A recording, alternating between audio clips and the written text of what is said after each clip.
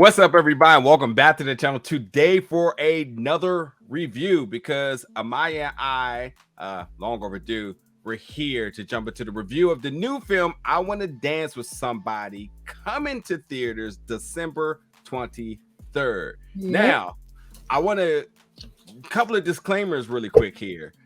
First off, this film has already went through a renaming of the title. Now it is now called Whitney Houston, I Want to Dance with Somebody. Still the same film, but I guess they figured by adding Whitney Houston name, the marketing just makes it so much more easily and more attractable because now you, without a doubt, know that it's a Whitney Houston biopic. And this is one of the first, if not the only, it is the only, because all the other ones were on like BET Plus and Lifetime and all those other things. But this one is a big box office production brought to you by Sony Pictures. And this is also done by people very, very close to her, including Pat Houston, which is her sister-in-law, Clive Davis, which is basically, the record executive who discovered her and put her on. So like, there's a lot of heart to this, a lot of thoughts to kind of go about this film. But I will just want to say before we go any further that for anybody who had any hesitations in terms of like, oh boy, another one, or is it going to be just as bad or as corny or as dramatic or controversial as the other ones that have came out? Absolutely not. This one's brought to you by the writers of Bohemian Rhapsody, which if you have seen that biopic by Queen and about Queen and Freddie Mercury, then you know that this one should absolutely be of that caliber. And hell, it follows the same recipe, but we'll talk about that in a little bit. But Amaya, overall, your thoughts and your reaction to this film. This film, man, I miss her even more now. Like after watching that, it hits you so much harder. It's like, damn, like her voice was amazing. I mean, I'm very skeptical when it comes to people doing biopics because you just never know. But this one felt super authentic. We get to see sides of Whitney that we're obviously not going to I don't know what's the word, like that we just didn't have any idea of, you know what I mean? But I think it's a solid like 8.5. Like I really enjoyed it. I loved it. And I think the young lady who is playing Whitney did an amazing job. So yeah. Naomi is fantastic. Naomi Ackie, who plays Whitney Houston. And this up and down the board, I thought there was really phenomenal performances. Ashton Sanders, who plays Bobby Brown, who I really took a liking to Ashton from his work on Moonlight. Stanley Tucci, who plays Clive Davis, is fantastic. Nafessa Williams, who plays Robin, who is we'll talk about that in a second as well too. But Robin is a character. I ain't gonna say a character, but a person in Whitney's life that I didn't know. And I'm also going to explain that too. And the last person I would definitely want to shout out is Tamara Tunie, who plays Sissy Houston, who is, she's always the mother in films, but man, was she amazing in this. The cast up and down was good. I guess I got to bring out Clark Peters too, who plays John Houston, Whitney's dad. So up and down the board. Just a phenomenal cast. But I definitely agree. We lost Whitney about 10 years ago, and it feels like a lifetime. Her music is timeless. You can't even go into a bar without hearing I Want to Dance with Somebody. That's like the go home anthem. Like when you hear that song, you know you're too drunk. It's time for you to go home. But it's just one of the best voices, one of the best generational voices, and just as you said, a film, but yet a story that truly makes you miss her. I couldn't help but to think about like death in a way of saying like, God, I wish there was some way we can reverse something because I felt like so much more time we needed with her on Earth. She had timeless music, just an amazing voice, iconic and pivotal moments within her career. Had one of, if not the greatest performance of all time. Just absolutely up and down the board, Whitney Houston is legendary, the top of the top. But yeah, so a couple of things I do want to talk about this is from a critic standpoint. I Want to Dance with Somebody being released December 23rd, and I have not heard it in contention with award season. And I was extremely worried because why not? Whitney Houston's a big name. The cast is solid. It's coming out exactly at the time where you want critics to be able to consume it and vote for it. And it has not reached my desk. I was surprised I didn't get this much earlier than its release. And when I started to look at pre-Oscar contenders, I had not seen his name. So I started to think like, well, maybe Sony isn't totally sure about this film. And with all of that, my reserve going into this, I absolutely have no clue why they would not push this film forward. I thought it was solid. There is one major issue with this film, but you have to be a diehard. And I want to explain this, and I'm going to hand it back off to you.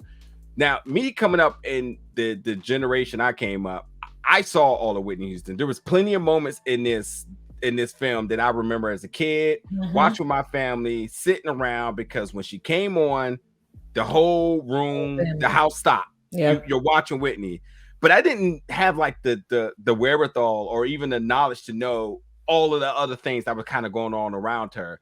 So I knew Whitney Houston from more of an entertainment standpoint. So now knowing more about her story and filling in the gaps with a lot of things, I appreciate her so much more. And that's what biopics does. So I thought it was a good story on that note. Entertainment-wise, again, by the writers of Bohemian Rhapsody, you're going to get amazing performances in this, as you would expect. Yeah. And because this was by her family, you got Whitney's voice, her real voice, this entire film, and no one can say Whitney. So that's a win. Right. Yes, absolutely. And I joked with another critic, but I said, hey, listen, Jennifer Hudson can't play everybody, okay? So at this point now, having her real voice absolutely brings that authenticity to this. So it's an enjoyable film just by music alone. Not to mention, it's not even just all her music in it. There's music in between scenes too. There was a Luther Vandross was thrown in there. Stevie Wonder was thrown in there. So like you're getting some of the best and most iconic songs of the respective generation or period when they were showing through her life. So overall, musically, this is just right. Listen, if you know, you're gonna be grooving. You're gonna be grooving. So with my reserve about this film and in terms of being in award contention, I don't think there's any reason to fear. I just do not know why Sony did not push this forward, because I feel like it should. Bohemian Rhapsody did very well. This could do very well if they had gave it the promotional attention and Oscar and then award consideration as they should. So that's my biggest thing I wanted to get off my chest before we start talking about more about the film.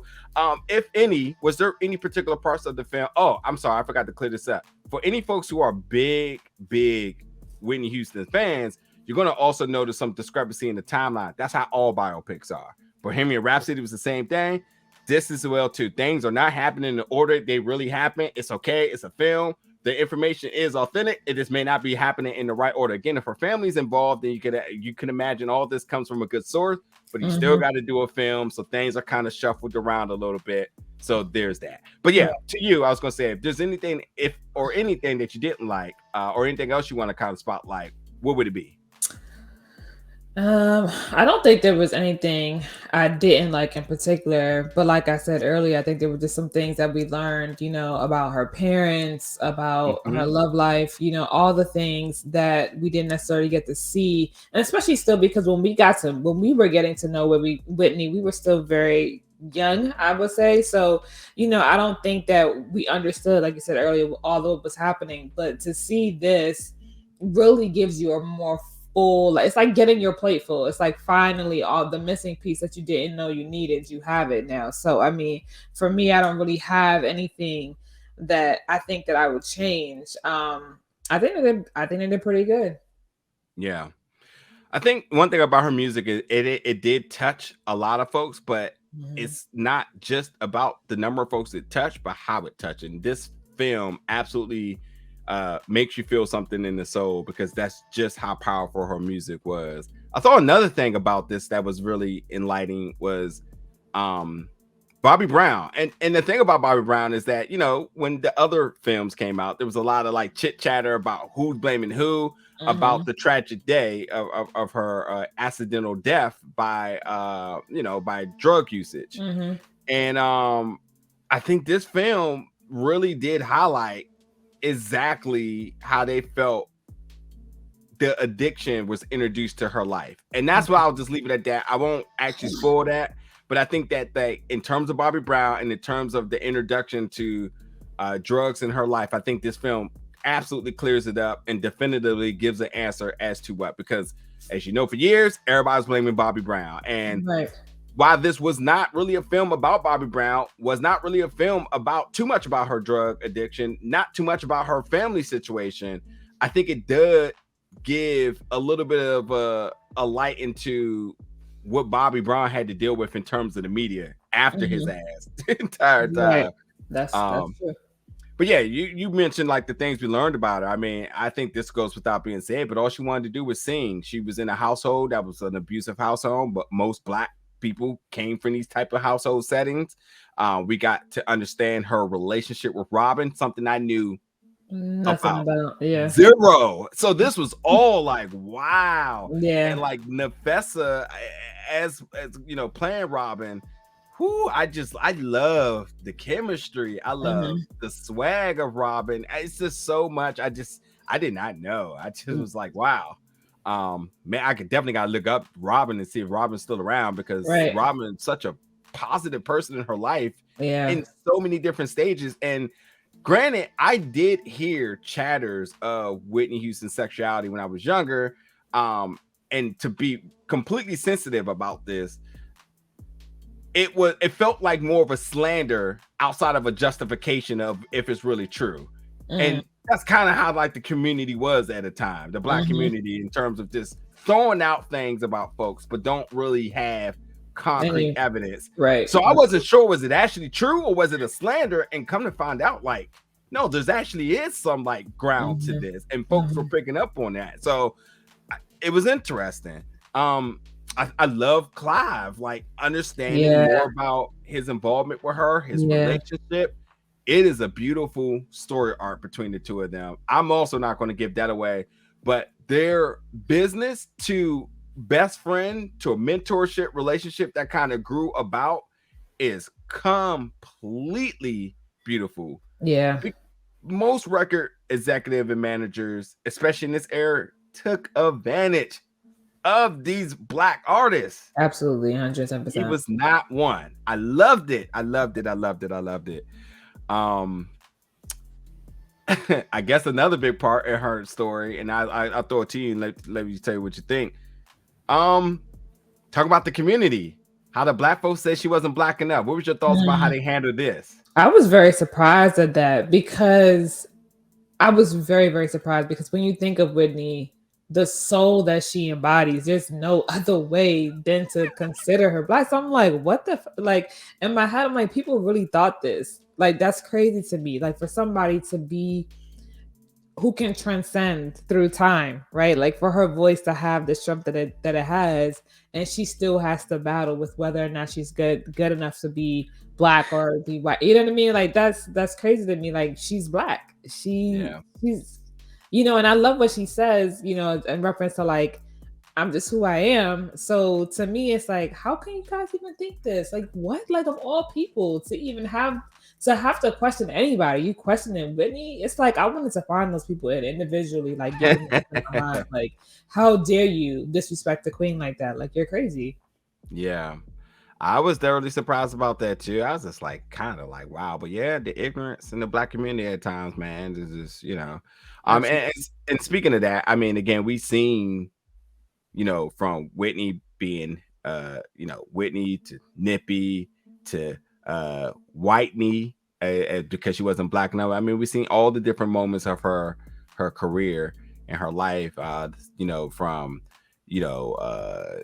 the involvement with L.A. Reid and Babyface when she needed writers, the moment where she met Bobby Brown, that special moment they got introduced to one another. And I just got to say too that Naomi just completely transform and embrace Whitney Houston, from the mannerisms, the banter, the attitude, Yes. understanding how sharp she was, how her motor function in terms of just conversational responses and stuff. Like, she was just sharp. And God, Yeah. I mean, granted, yeah, we know once in a lifetime voice, but man, what she just amazing when it came down to, like, she's not going to be played. I loved it. I loved it. I really love that they showed her fire, because even though we knew Whitney had it in her, like seeing it play out was just like, oh, she was feisty, like she was snappy. I wouldn't be surprised if there's like some sort of a meme or a joke in regards to like what zodiac sign she was, because I mean I don't know off the top of my head, but based on her mannerisms, I got a couple of suggestions. But I love that they show her innocence, her joy, her heartache. I love that they really, Naomi, like you said, she just did a really good job embodying all those. Like, you felt that when you saw her on the screen. There wasn't a question of whether or not she was good enough. I think she did an amazing job. And to be able to carry such a big actress or a big icon like Whitney, that's like huge. Yeah, completely transformed. And then I think like it was very important for us to see her relationship with her mother, and her mother, who was also a celebrity as well too, and just taking a step back to see Whitney achieve the goals and the accolades that she wasn't able to. I love that relationship. It was an emotional ride the entire time, from the film, from the concerts and the performances. I mean, they nailed this film in every aspect. So to be honest, this film was mostly positive. And yes, there's a lot of dark times in her life, but it was mostly positive. And when they did touch on the mildly negative stuff with her, like her parents' relationship, the drugs and the abuse from Bobby, which they really never dove into, because I don't know if I would have been able to take that emotionally, considering all the other emotions I had, but they really never went too dark, too heavy on this. They tried to keep this as more of a celebration towards Whitney. And there's some things you obviously cannot avoid, but they mainly tried to do so. And understanding that Whitney was a woman who had reached the top of the mountain, an achievement and a plateau that no one had ever reached. And the pressures with that celebrity, maintaining that celebrity, being exhausted from the rehab to, returning back. So the struggles with addiction, and the maintaining that level of stardom, as I said, the pressures to stand on top, her comeback, all these different things that she had to endure in her body, just amounted to her, as she said, trying to make a vacation when you really can't, making your own vacation essentially when you can't get away. Right. It's sad. And I think it's just heartbreaking. It's an emotional story just because of the things that she went through. And you talk about things we learned. It seemed like vacuuming was a big part of her life. They featured her vacuuming a lot, and I think it had a lot to do with her anxiety in terms of that. So like, I add that because it's just like she had so many people around her, but like she really was struggling with her mental health before it even got into her addiction. Yeah, absolutely. I think that's something that's big that people need to like really. That's one of the main things, the main reasons why when we even talk about artists, I always lead with empathy, because you have no idea, what people are going through. And I think that it's safe to say we knew Whitney started in the church, so you already somewhat getting cultivated, because parents aren't stupid, right? They know talent when they see it. And her family, her mom, like you said, was already a star. And so to even be in that space already, I think was just a lot for her to handle. I think that the way they played this movie is just, I think people are gonna love it from beginning to end, because there's a very nice way that they stitched it together. Some movies are kind of just like, you could just tell it's a movie. With this, you get this like this feeling. It just grabs you, it pulls you in, and so satisfaction. Absolutely. Yeah. So last thing I'm going to say is, again, I love the aspects of seeing her put music together, the song selection, working with Clive to vet the song she wanted, understanding the meaning, the reasons behind the song. I just appreciate the artistry in that. And then from everything, and much like Bohemian Rhapsody, this opened up with a glimpse of the ending, which the ending of this film did give us a concert, a performance of the great. It's what people call it the greatest performance of all time. So, it's a good technique. It worked for that film, so they came back and redone it again. And I also will say that the performances was amazing. Certain people really shine, but overall, I thought the performances were good. The music, obviously, come on now. Cinematography, I thought was really done well. But the biggest thing I do want to add is that there's also stock footage intertwined in this as well too. So you are seeing original footage from different moments of her life.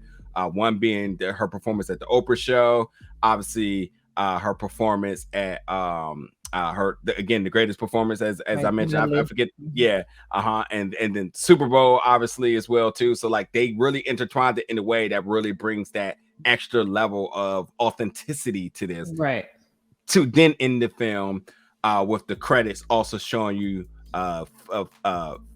pictures throughout her time, photos from throughout her time. So, listen, I think this film is really good. It is not the best film of all time, but I really do think that everyone will love this film. If you're a Whitney Houston fan, I think that you will enjoy it. If you're a super fan, you will find problems because of the timelines and stuff like that. Right. And for the casual fans, I think the music alone, you're gonna be like, yeah, I love this. Now I know so much more, and I consider myself a person that loved her as an entertainer, but now their appreciation for her life, this tragic story from beginning to the end. I mean, I was heartbroken, and much like you said, I definitely miss her off of that. She is a member. She's a member of a lot of our homes because she was just embedded into so many different things that we've done. Absolutely. The Bodyguard. I'm not even sure if The Bodyguard was a good film, but damn, did we watch that bitch 1,000 times because it's just what it was, Listen, I mean, and it was crazy because I was thinking about all the ones that she did, and I was like, oh, she wasn't waiting to exhale. I mean, it's just, again, it's just one of those things where somebody like Whitney is literally from the gods. You know what I mean? It's just one of those, you cannot, it's so priceless. Even just down to people who probably the older generation, right? Who was able to see her in some of those most iconic ways, or maybe just in a setting at some sort of club or whatnot, they're gonna see this and it's gonna bring all sorts of memories flooding back for them for sure. And it's a feel-good movie is what I would say, especially coming up on the holidays where you're thinking about, maybe somebody that you've lost and whatnot like that. I think that it will bring joy for sure. And then you'll have those moments where you're just gone too soon moment. But it just, for the time that she was here, boy, did she leave everything on the table, for real. For sure. Folks, check it out, man. I Want to Dance with Somebody, now being retitled as Whitney Houston, I Want to Dance with Somebody, coming to theaters December 23rd. Yep, jump in the comments, let us know your thoughts, some of your favorite moments, some of the things that you discovered about her. I mean, there's so many different things I could literally name. I mean, another thing about how she kind of just kept putting off wanting to make new music, and man, that's unfortunate for us, but it's understood because of the different pressures that she was under, and her dad being a big part of that as well too. The vacuuming thing you'll probably pick up as well too. But there's so many different things in this film that you're going to learn. An emotional ride, but yet a very satisfying film. But yeah, folks, jump in the comments, let us know your thoughts about it, and we'll be back for more reviews here at Big O Bill Media very soon.